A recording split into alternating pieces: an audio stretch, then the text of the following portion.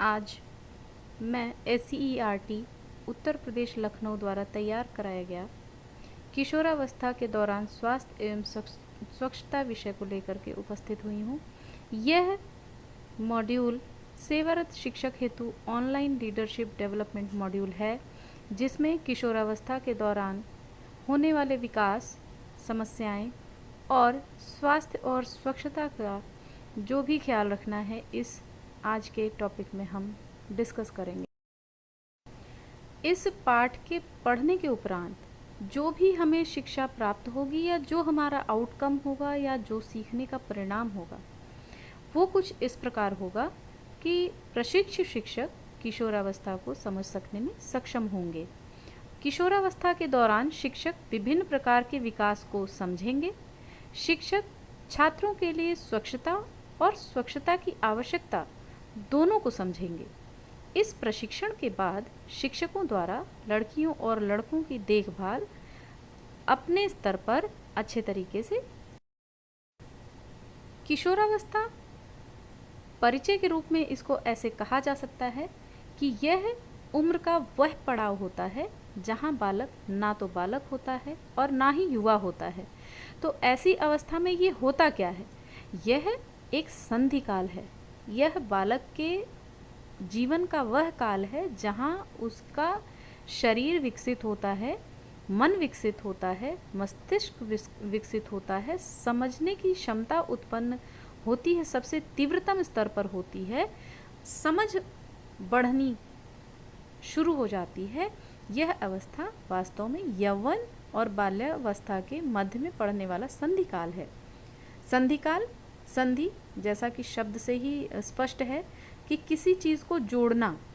संधि, किस चीज़ की संधि हो रही है ऐसी अवस्था में, किशोरावस्था में? यह संधि हो रही है बाल्यावस्था और युवावस्था की संधि। इसमें कभी कभी अभिभावक ये कहते हैं कि तुम इतने बड़े हो गए हो, और कभी कभी वही अभिभावक कुछ परिस्थितियों में ये भी कहते हैं कि तुम इतने बड़े नहीं हुए हो। अर्थात यह द्वंद्व की अवस्था बालक बालिकाओं के लिए तो है ही, अभिभावक के तौर पर भी हम बच्चे के साथ कैसा व्यवहार कर रहे हैं वह भी प्रभावित होता है किशोरावस्था में। यह अवस्था सामान्यतः 12 वर्ष से 19 वर्ष का माना जाता है, और कभी कभी विकास की दर अगर धीमी हो या विकास की दर स्पष्ट नहीं हो रही है तो ऐसी अवस्था में यह 22 वर्ष तक भी हो सकता है। किशोरावस्था में बहुत सारे मनोवैज्ञानिकों ने, बहुत सारे ह्यूमन डेवलपमेंट पर काम करने वाले वैज्ञानिकों ने कुछ विशेषताएं, कुछ गुण देखते हुए इसको परिभाषित करने की चेष्टा की है, परिभाषित करने की कोशिश की है, जिसमें बहुत ही सटीक परिभाषा स्टैनले हॉल की बैठती है कि किशोरावस्था बड़े संघर्ष, तनाव तथा विरोध की अवस्था है। कुल्हन इसी क्रम में कहना चाहते हैं कि किशोरावस्था बाल्यावस्था तथा प्रौढ़ावस्था के मध्य का परिवर्तन काल है। मानव विकास में इस अवस्था का विशेष महत्व है। डेफिनेटली ये वो अवस्था है दोस्तों जिसमें कि बालक बालिकाएं अपने शरीर और मस्तिष्क और समाज और शिक्षा भी सभी तरीके से सामंजस्य बिठाने का प्रयास करता है, और विकास के इस दौर में सामंजस्य बिठाने में हम शिक्षक ही उनका सबसे ज़्यादा सहयोग और उनको प्रेरणा प्रदान कर सकते हैं। और ये जो काल है 13 से 19 वर्ष की आयु तक का काल कहा जाता है कुल्हन के अनुसार, और इसको टीन एज भी कहते हैं। यस, टीन एज इसलिए कि इंग्लिश की गिनती अगर हम देखें तो 12 के बाद 13 से लेकर 19 तक लास्ट जो अल्फ़ाबेट्स जुड़ते हैं वो जुड़ करके टीन बनता है। और अगर हम किशोरावस्था की उम्र को देखें तो यह भी 12 वर्ष की अवस्था से के बाद से शुरू होकर के 19 वर्ष की अवस्था में लगभग पूर्ण हो चुका होता है, तो इसको टीन एज भी कहा जाता है। किशोरावस्था के विकास के कुछ सिद्धांत हैं। इसमें आकस्मिक विकास का सिद्धांत, जैसा कि शब्द से ही स्पष्ट है कि ये विकास आकस्मिक तौर पर होता है। कभी कभी कुछ बच्चों में ये 12 वर्ष की अवस्था में आपको किशोरावस्था के लक्षण स्पष्ट होने लगते हैं, और कभी कभी ये 15, 16, 17 या 19 तक जाते जाते ये लक्षण उत्पन्न होते दिखाई देते हैं, तो इसको एक इस तरीके से कहा जा सकता है कि आकस्मिक विकास का सिद्धांत है। इस सिद्धांत को देने के लिए स्टैनले हॉल ने ही पहल की। दूसरा जो सिद्धांत है वो चार्ल्स डार्विन ने दी, जो कि क्रमिक विकास का सिद्धांत, मतलब एक ह्यूमन है वो कुछ एक step by step he develop करता है। बालक ही एक शिशु ही बढ़कर के बालक होता है, बालक बढ़कर किशोर होता है, किशोर बढ़कर युवा होता है, युवा बढ़कर प्रौढ़ होता है, प्रौढ़ बढ़कर एक वृद्ध की अवस्था तक जाता है। तो ये क्रमिक विकास है जिसमें किशोरावस्था तीसरे पायदान पर आता है।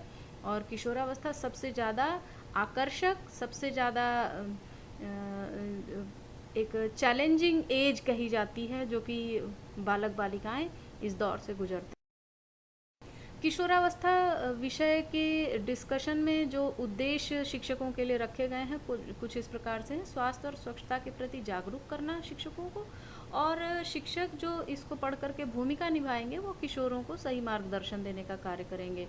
दूसरा उद्देश्य जो इसमें रखा गया है वो किशोरावस्था के सभी पक्षों को समझाना शिक्षकों को, और शिक्षक इसको सीख करके क्या करेंगे, वो इसमें सक्षम होंगे कि किशोर और किशोरियों को आवश्यकता अनुसार समय समय पर मार्गदर्शन देंगे, ताकि वो सही को सही, गलत को गलत, और जो उनके पक्ष में है उनको, जो विपक्ष में है उनको वो अच्छे तरीके से समझ। इसके बाद किशोरावस्था की कुछ विशेषताएं हैं। आप और हम जब इस विषय को पढ़ रहे हैं तो आपको हमें पता है कि ये है वह उम्र का पड़ाव है जहाँ बालक और बालिकाओं में शारीरिक परिवर्तन बहुत ही तेज़ी से, बहुत ही स्पष्ट रूप से दिखाई देते हैं। जैसे कि बालकों में अंडर आर्म्स, बालक बालिकाओं में अंडर आर्म्स के हेयर्स आना, या अंडर जो हिडन एरियाज़ हैं वहाँ हेयर आना, और बालकों में सीने का चौड़ा होना, दाढ़ी का आने लगना, दाढ़ी मूँछों का बढ़ना, आवाज़ का भारी हो जाना, लंबाई बढ़ना। बालिकाओं में मासिक धर्म की शुरुआत और छाती का भारी होना, कमर का भारी होना, ये सारी चीज़ें शारीरिक परिवर्तन के रूप में दिखाई देती हैं। और बालिकाओं में इस उम्र में एक जो शर्म की भावना आती है, एक शाइनेस जो आती है वो देखने को मिलती है। बालकों में भी आती है, लेकिन वो समय के साथ धीरे धीरे बालिकाओं की अपेक्षा शाइनेस जल्दी चली जाती है। बालकों बालिकाओं का मानसिक विकास किशोरावस्था में बहुत ही तेज़ी से होता है। संवेगों का उतार चढ़ाव भी होता है। ऐसी अवस्था में बालक बालिकाएं अक्सर अभिभावकों से छोटी छोटी बातों पर उलझते हुए भी दिखाई दे जाते हैं। विरोधी मानसिक दशा, ऐसी किशोरावस्था की विशेषताओं में जो विरोधी मानसिक दशा है वो बिल्कुल स्पष्ट दिखाई देती है कि घर में कुछ और कहा जा रहा है, विद्यालय में कुछ और कहा जा रहा है, और मित्रगण कुछ और कह रहे हैं, समाज में कुछ और कहा जा रहा है, और इन सारी चीज़ों को बिठा करके सामंजस्य बिठा पाना बालक बालिकाओं में वो क्षमता उत्पन्न नहीं हो पाती है। और ये क्षमता हम शिक्षकों को ही उत्पन्न करके देनी होगी बालक बालिकाओं को, और उनको समय समय पर मार्गदर्शन भी देना होगा। किशोरावस्था में बुद्धि का अधिकतम विकास भी होता है।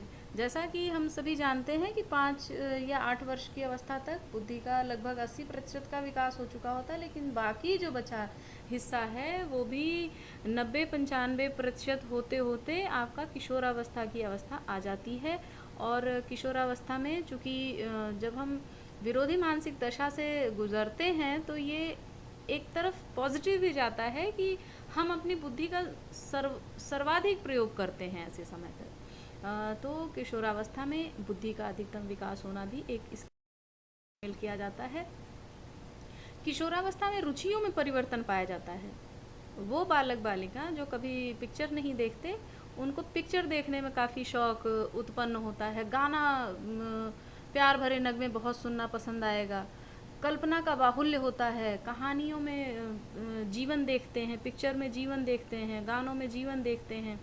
ऐसे में शिक्षा ही उनको एक अच्छा मार्ग दिखा सकने का काम करती है, और शिक्षा में मार्ग खोजने का जो एक हाथ पकड़ा के ले जाने का काम है वो शिक्षक का है।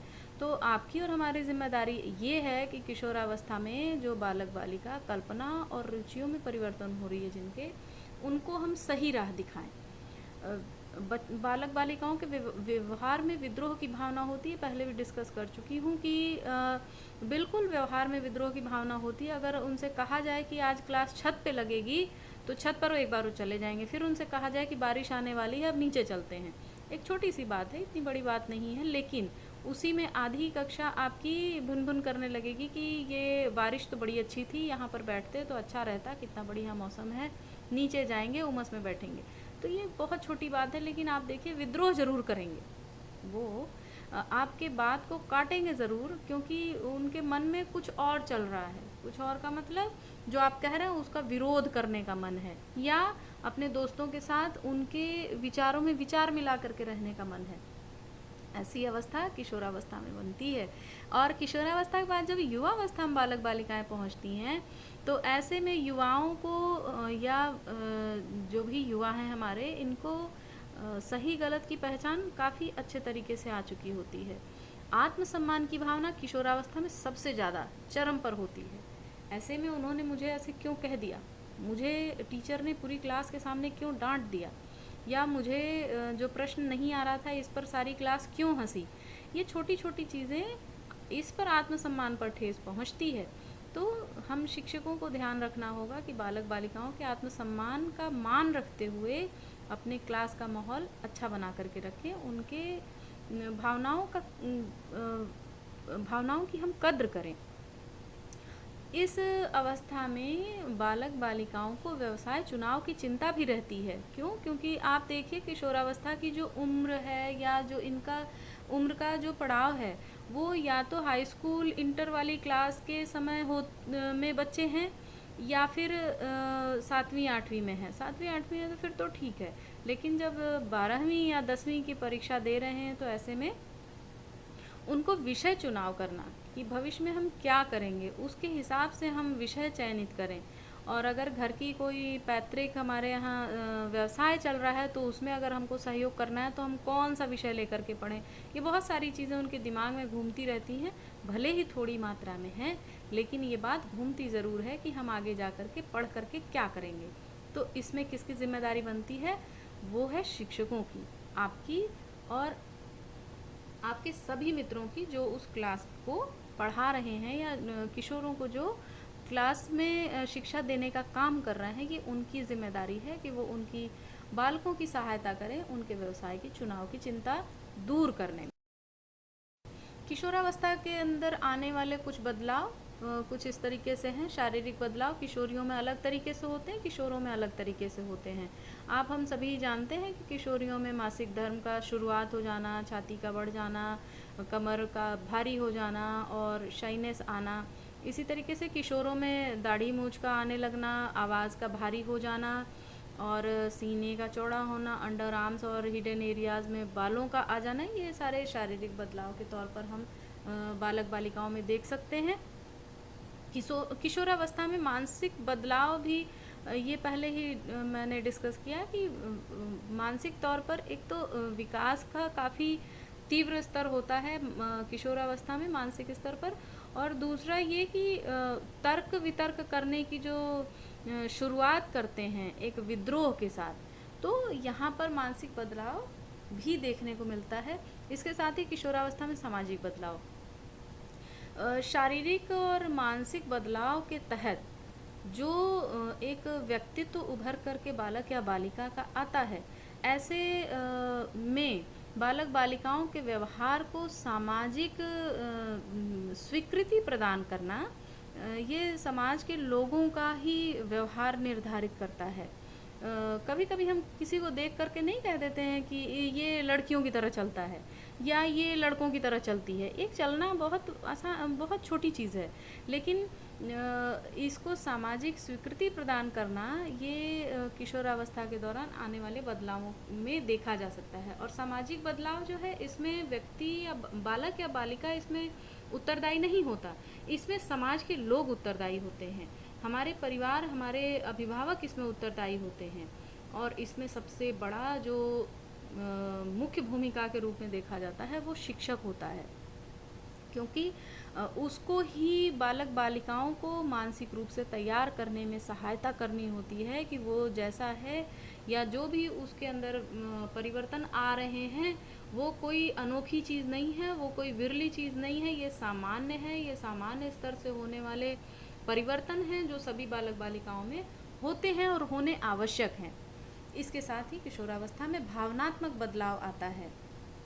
किसी के प्रति बहुत प्रेम की भावना, किसी के प्रति द्वेष की भावना, किसी के प्रति अट्रैक्शन, ये बहुत ही एक तरीके से जैसे घड़ी का पेंडुलम होता है उस तरीके से ये व्यवहार, ये भावनाएं इधर उधर मूव करती हैं इस एज में। तो जो किशोरावस्था के दौरान जो भावनात्मक बदलाव हैं वो आपको बहुत तेज़ी से और बहुत स्टेप बाय स्टेप बदलती हुई मिलेंगी। भावनात्मक बदलाव कोई स्टेबल नहीं है कि आज ये गुस्सा है तो कल तक ये, परसों तक या 10 दिन तक ये गुस्सा ही रहेंगे। बालक बालिकाओं में ये भावनात्मक बदलाव जो है बहुत फ्लैक्चुएटेड होता है, बहुत ही तुरंत बदलने वाला होता है। बालिकाओं में जो माहवारी आती है, जो भी रजस्वला होने वाली जो स्थिति होती है, ऐसे में कुछ प्रबंधन करने की आवश्यकता होती है। सबसे पहले तो बालकों को तो नहीं, बालिकाओं को ये समझाने की आवश्यकता होती है कि माहवारी क्या है और क्यों होती है। तो ये मुझे लगता है कि कोई भी अभिभावक इस विषय पर बहुत खुल करके अपने बालिकाओं से नहीं बात करता या नहीं बात करती। माँ होंगी वो भी नहीं करेंगी, बड़ी बहन होंगी वो थोड़ा बहुत कर लेंगी, लेकिन जो अच्छे तरीके से बात कर सकते हैं वो है शिक्षक या उस बालिका की जो कक्षा में जो मित्र होंगी, वो इस बात पर बहुत अच्छे तरीके से एक अच्छा विचार विमर्श कर सकती हैं कि आखिर ये क्या है और क्यों होता है। और शिक्षक इसको कैसे डिस्कस कर सकते हैं, कुछ एक पिक्चर के माध्यम से, कुछ एक गोष्ठी के माध्यम से, कुछ एक किताबों को वितरित करके इनको समझाया जा सकता है कि ऐसे ये स्थिति क्यों बनती है और इस स्थिति में, माहवारी की स्थिति में हम क्या सावधानियां बरतें और इस दौरान हम कैसा पोषण लें। जैसे माहवारी के दौरान बहुत ही गर्म भोजन नहीं, मसालेदार भोजन नहीं, बहुत सादा भोजन करने की, बहुत प्रोटीन युक्त भोजन करने की सलाह दी जाती है। और स्वच्छता संबंधी बातें भी बालिकाओं को समझाया जाना चाहिए, क्योंकि बालिकाओं को इससे इन्फेक्शन से बचना, इस दौरान जो है किस तरीके से हम कपड़े का प्रयोग करें, नैपकिन्स का प्रयोग करें, उनको कैसे डिस्पोज ऑफ करें, बहुत सारी चीज़ें हमको बालिकाओं को समझानी होती हैं। इसके लिए बहुत अच्छे माध्यम हैं, आपके पास वीडियोज़ हैं, आपके पास बहुत अच्छे वक्ता हैं जो आपकी इन चीज़ों में सहायता कर सकते हैं। और सबसे बड़ी बात, आप खुद इसके प्रति जागरूक होकर के समय समय पर बालिकाओं की गोष्ठी कराएं, बालिकाओं से प्रश्न पूछें, बालिकाओं की समस्याएं देखें। तो आप एक तरीके से आप बालिकाओं की सहायता तो करेंगे ही, साथ ही साथ आप देखेंगे कि आप बाकी शिक्षकों की अपेक्षा छात्राएं या जो बालिकाएं हैं वो आपसे ज़्यादा अट्रैक्ट होंगी और अपनी जो व्यक्तिगत समस्याएं हैं वो भी आपसे खुल करके बात कर सकती हैं। माहवारी के दौरान और भी बहुत सारी बातें ध्यान में रखनी होती हैं, जैसे कि अपने दिवस याद रखना, अपने कपड़ों का, अपने शरीर का, अपने हाथ पैर का बहुत साफ सफाई से ध्यान रखना और स्वच्छता का ध्यान रखना, गंदगी में ना रहना और समय समय पर स्नान करना, किसी भी तरीके की भ्रांतियों को न पाल के रखना, इन सारी चीज़ों से बच कर के रहना। और शिक्षिका या शिक्षक की ये भूमिका इस स्थिति में किशोरियों के लिए बहुत महत्वपूर्ण हो जाती है कि वो बालिकाओं को ये समझाएं कि किस तरीके से हम स्वच्छ रह करके अनेकानेक बीमारियों से हम बच सकते हैं, जो कि हम माहवारी प्रबंधन के अंतर्गत इसको रखते हैं। किशोरों की कुछ समस्याएं हैं, जैसे शारीरिक विकास की असामान्यता। मान लीजिए कि 4 दोस्त हैं, किसी की लंबाई बहुत अच्छी हो गई, कोई ठिगना ही रह गया या छोटा ही रह गया या हाइट में कम ही रह गया। तो ऐसे में ये एक अंतर्द्वंद या कह सकते हैं डिप्रेशन की स्थिति उत्पन्न करती है। तो ऐसे में कौन इनकी सहायता करेगा? वो आप होंगे, आप शिक्षक होंगे। मानसिक विकास की जिज्ञासा, इसमें बालक बालिकाएं देखते हैं कि भाई ये बहुत अच्छा पढ़ने में हो गए, मैं बहुत अच्छा था, मैं तो, मेरे रिज़ल्ट बड़े अच्छे आ रहे थे, अब इसका आ रहा है, ये बहुत सारी चीज़ें। फिर क्वेश्चन, जो उनके क्वेश्चन हैं, उन क्वेश्चंस का आंसर आप देने के लिए तैयार रहिए। जो उनकी जिज्ञासा है उनको, चाहे वो क्लास से रिलेटेड हो, चाहे उनके व्यवहार से रिलेटेड हो, या उनके किसी भी एस्पेक्ट से रिलेटेड हो, आप शिक्षक हैं, आपको इन सारे एस्पेक्ट्स को ध्यान में रख करके उसके उत्तर के लिए तैयार रहना होगा। किशोर की समस्याएं इस तरीके से भी एक और है, वो है भिन्न व्यवहार करना। आपकी कक्षा में अगर 10 बच्चे हैं तो हर का व्यवहार अलग अलग होगा, कुछ का एक्सेप्टेबल होगा, कुछ का ऐसा होगा कि जिसको आप बिल्कुल नकार नहीं सकते, उसको सुधार की आवश्यकता होती है। तो ऐसे में ऐसे बालकों की समस्याओं की जड़ में जाना होगा कि आखिरकार ये बाकियों से अलग व्यवहार क्यों कर रहा है। तो उसकी बात सुनना, उससे बात करना, उसकी बातों में से वो समस्या निकलवाना और उनको हल करना, ये एक शिक्षक की जिम्मेदारी बनती है। मैं नहीं कहती, कोई भी ये नहीं चाहेगा कि आप पूरे दिन दूसरों की समस्याएं ही सुने, लेकिन आपके छात्र आपकी पूरे तरीके से जिम्मेदारी हैं। क्यों? क्योंकि अभिभावक बहुत ही विश्वास के साथ आपके पास भेजते हैं कि हर तरीके से आप उनको समझा बुझा करके एक अच्छा नागरिक बनाने की चेष्टा करेंगे। और किशोरावस्था एक ऐसी अवस्था होती है जिसमें जैसा बालक अपना आकार ले ले मानसिक रूप से, वैसा ही वो आगे बन जाता है। वो बालक कैसा होगा, क्या व्यवसाय करेगा, किस तरीके से व्यवहार करेगा, किस तरीके से वो अपने शरीर का और अपना ध्यान रखेगा, ये सारी चीज़ें, ये सारी स्थितियाँ किशोरावस्था में आधे ज़्यादा तौर पर फिक्स हो जाती हैं। तो ऐसे में किशोरों की जो समस्याएं हैं उनको सुनने का काम, उनको सुलझाने का काम, उनको दूर करने का काम शिक्षकों का है सबसे पहले। अगर शिक्षक होते हुए आपकी कुछ सीमित जो है दायरे हैं, तो ऐसे में आप उसमें अभिभावकों को भी शामिल करिए। और अगर समस्याएं ऐसी हैं जो कि हानिकारक हैं, जो कि किसी को नुकसान पहुंचाने वाली हैं, तो वहाँ पर आप जो है प्रधान अध्यापक और अभिभावकों का सहयोग लेकर के बालक की यहाँ पर सहायता कर सकते हैं। किशोरावस्था में ही बालकों में अपराध की प्रवृत्ति पनपती है। अपराध की प्रवृत्ति पनपने का कई कारण हो सकता है। अपनी कक्षा में अपने आप को श्रेष्ठ दिखाने के लिए, अपने आप को योग्य दिखाने के लिए, अपने आप को बाकियों से अमीर दिखाने के लिए छोटी छोटी चोरियां करना, बहुत गलत तरीके से व्यवहार करना और किसी को अपशब्द कह देना, ये सारी चीज़ें आना सामान्य बात है।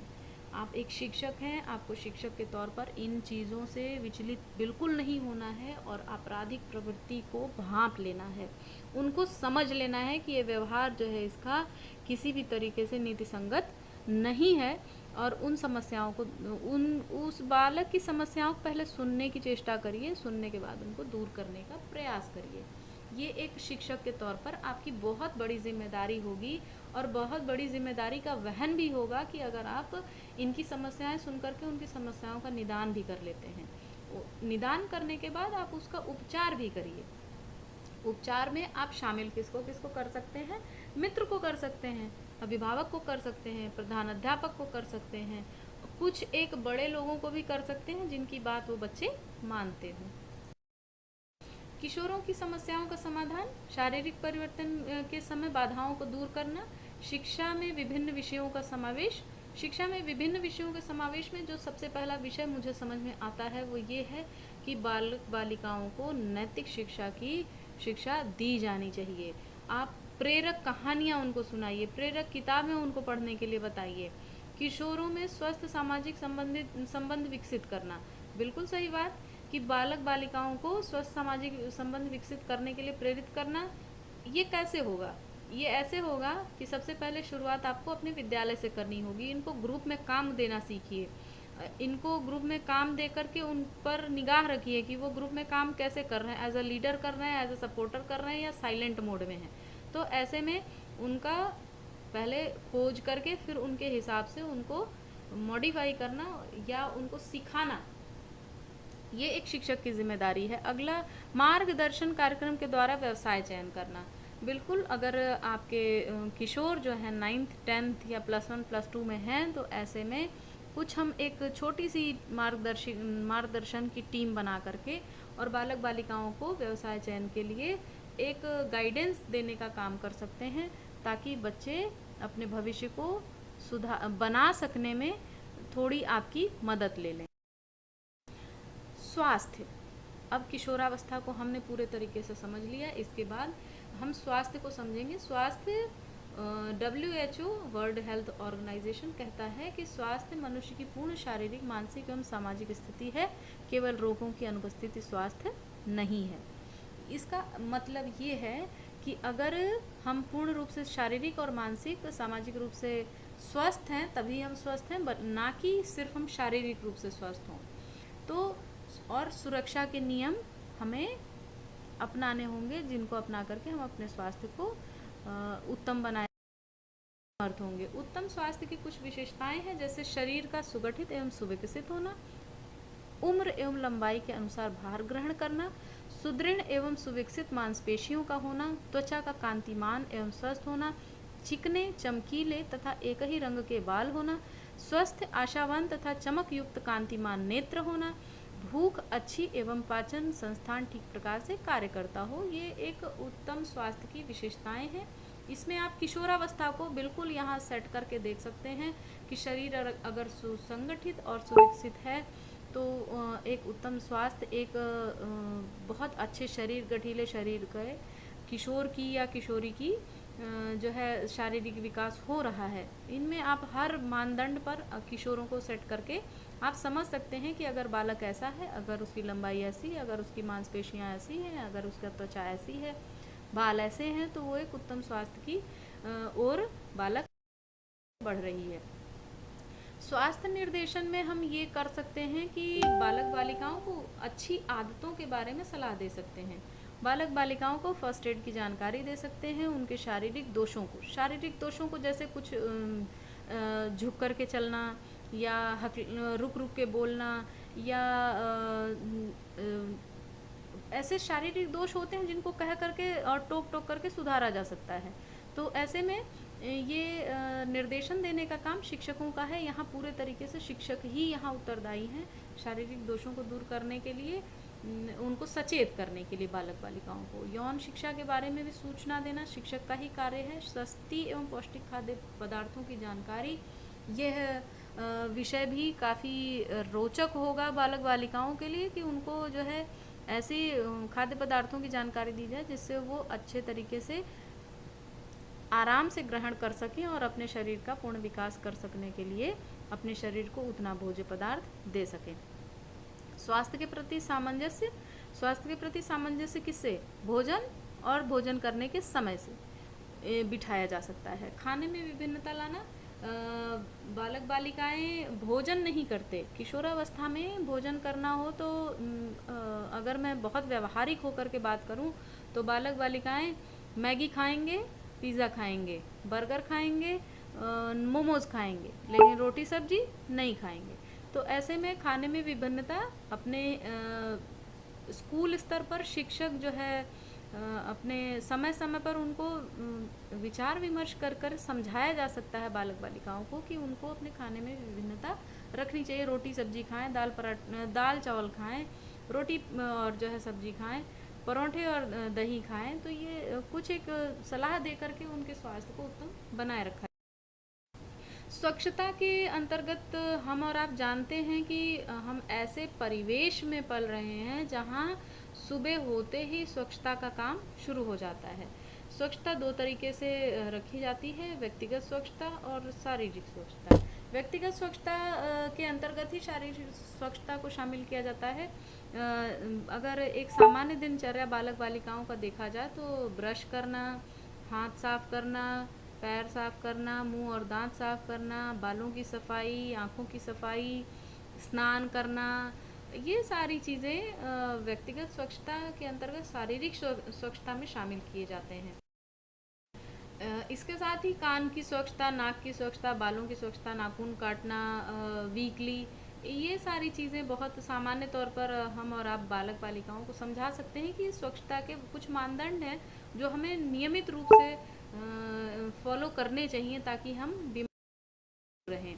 ये आज का उपर्युक्त प्रस्तुत विषय किशोरावस्था पर था और जिसका विकास श्रीमती निधि एवं श्रीमती शुचि राय के द्वारा